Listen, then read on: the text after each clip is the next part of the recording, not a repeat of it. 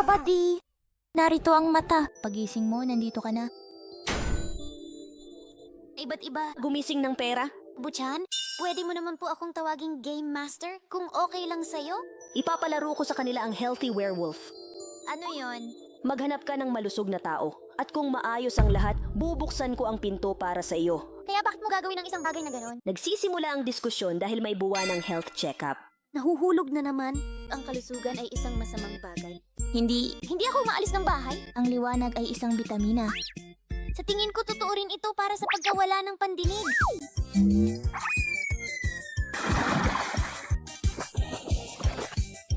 Pero hindi naman ito talaga gagana.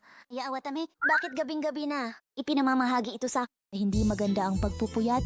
Masama yan, tama yan. Wala naman, di ba?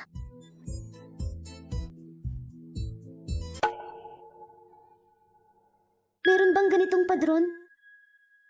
Siguro mapili lang talaga ako sa pagkain. Kumakain din ang Pangulo ng beef bowl pants. Masustansya naman yan, di ba? Hindi.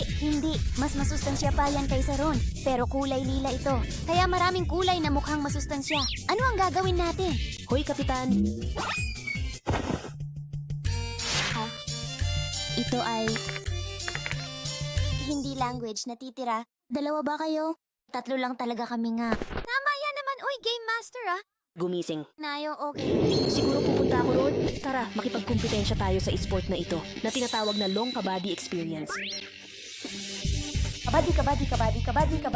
Kabady. Katawan ni Carlito.